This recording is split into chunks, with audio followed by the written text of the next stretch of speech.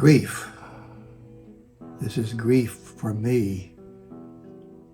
Year 1, February 1st, 2025. This is in reference to the YouTube channel of Diana's Cancer Journals at McGuirt 4345. If you've watched the series of stories on Diana that I've told,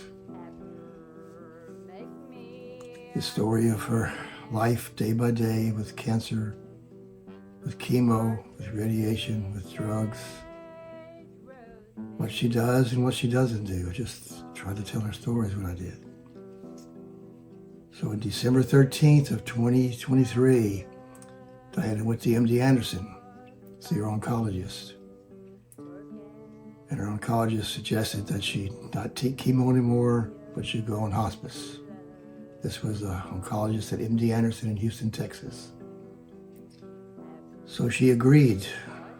I agreed with her, reluctantly. December 16th of 2023, Diane set up to go on home hospice to start December 25th, 2023. MD Anderson gave us some names of hospice people in Beaumont. I called them. We interviewed several. And Diane picked one.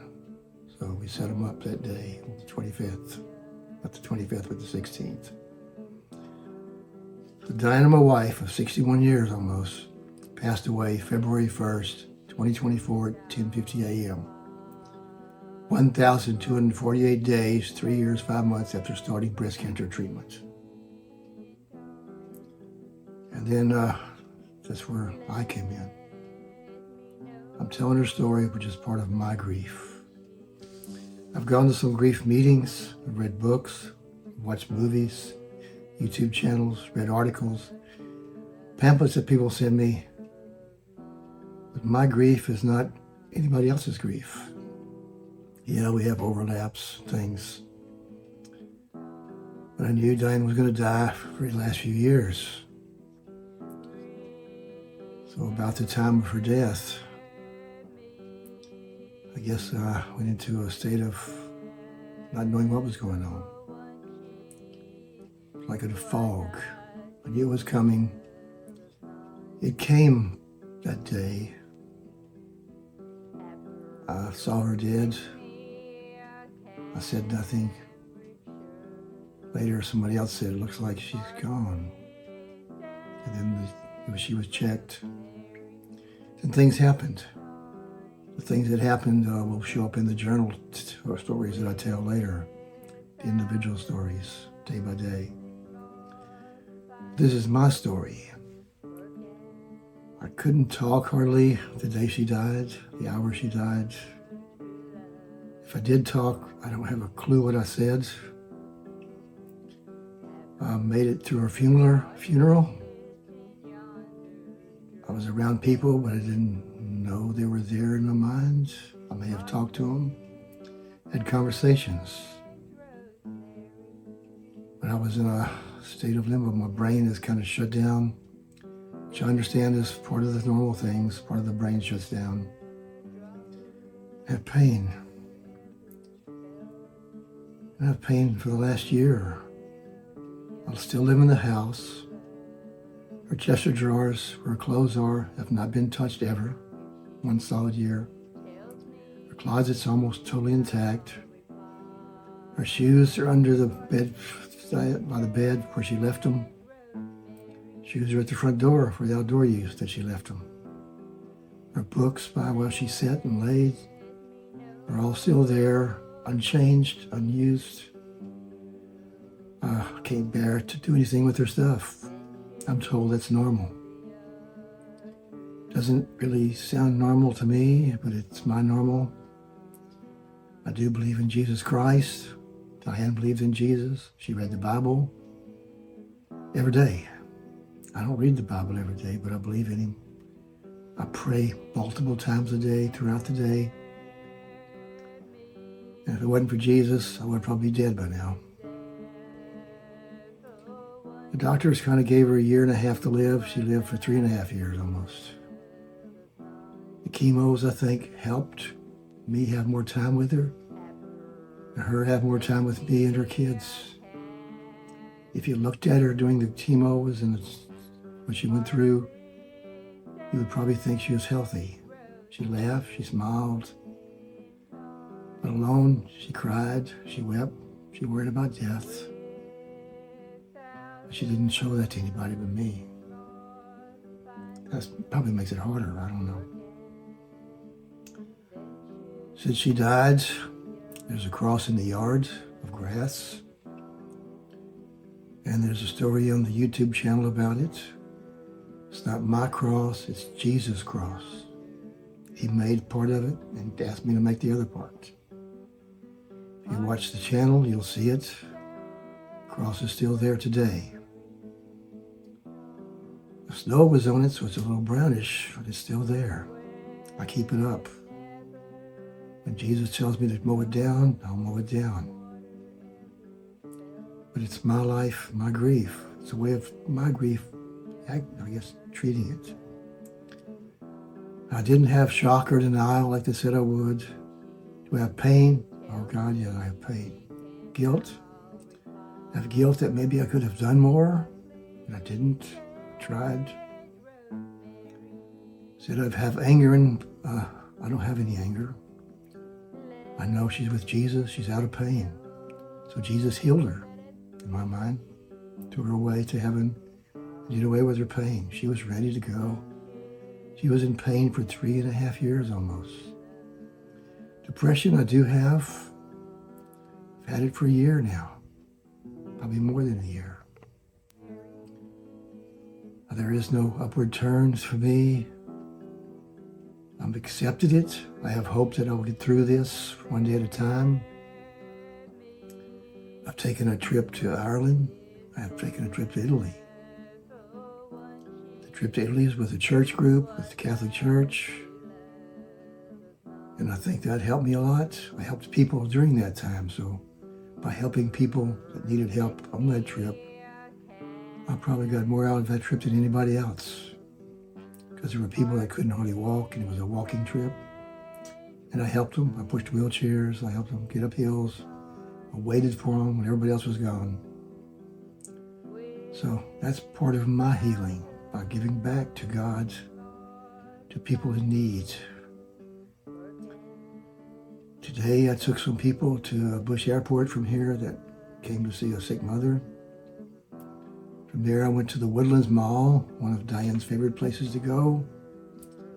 I went into the mall early before it opened. I felt nauseous. I'd been there once before, and I went in and came right back out. It's one of her favorite places with her favorite stores. But I went in. I walked it. I got some videotapes of it. I'll show of what I said and what I did there, sort of.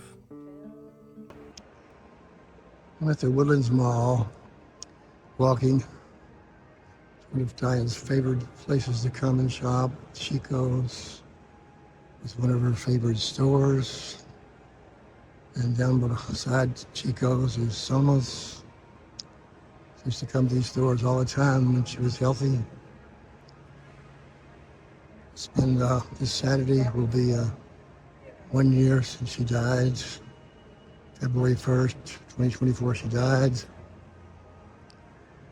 And I was over here in Houston, going to George Bush Airport, taking some people to catch a plane out. So I read in some of the books about grief, that I should visit the places that I used to go with Diana, that she loved. Just one note, it's hard for me to come in this mall because I feel nauseous when I walk in. I don't know why. I guess it's called grief, part of grief. Walking towards Dillard's, another favorite store she had. I'm still in the Woodlands Mall, standing by Dillard's. It's hard. It's one of her most favorite stores everywhere she went. But, feels funny being here. Trying to make it. Place upstairs, she got her hair done a couple of times. I think I'll walk up there and see if they're open before I leave. After I saw Dillard's, I went upstairs to a hairstylist that Diana went to several years ago, maybe 3 years ago, when she was totally bald. There's a hairstylist right up above by Dick's and Dillard's there in the Woodlands Mall. They were giving away free wigs to cancer patients. Diane went in there. She was probably there 2 hours. They tried on different wigs. They styled them. I could see her smiling through the window. I went outside. She had fun. She needed fun. And she left with a wig on. She went home with it on. I think she wore it one more time. She hated wigs. That wig is given to a place, a canopy called the Canopy in the Woodlands, who helps women with cancer. It's one of the hospitals there. It's a great place, the Canopy. You can find it on the internet. Today, after I looked at Dillard's, I went upstairs to the hairstylist. I set up to get a haircut, so I got a haircut. And they were able to set me at the seat next to where Diane sat and cut my hair. And then I left and came home. And I've read somewhere that if you go back and visit the places where your wife enjoyed going, it will help you get over your grief and accept it and give you hope. That's what I was after. So when I left, I was not nauseous. Felt funny. My head was throbbing with pain. Never done that before. But after I left, it stopped. You've got to do different things. You got to pray to God. The best way is to try to help other people. People have needs more than just cancer. They have family problems, health problems. Even me driving two people to Houston to catch the airplane. But my story, 1 year, so grief, 1 year later. I'm surviving. My wife wanted me to survive. And at the end, I'll play a clip of something my wife said on December 10th of 23. You have to listen closely. Because she said something to me privately that I found out after she died. And this is my story. If you want me to continue with my grief down the road, comment back to me, let me know. Otherwise, I'll stop here and just do the journals. This is my first time to really have a story of me, Curtis McGuirt, the husband of Diana, my wife, who died of cancer.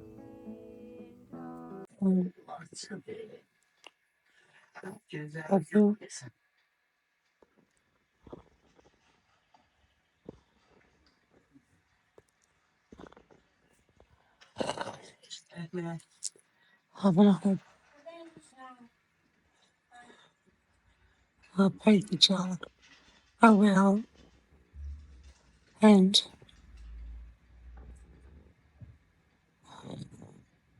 take care.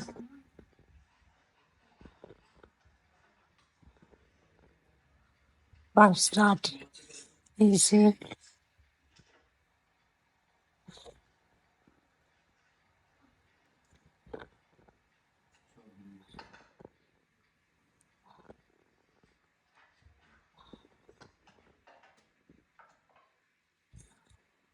Love all of you. All my heart.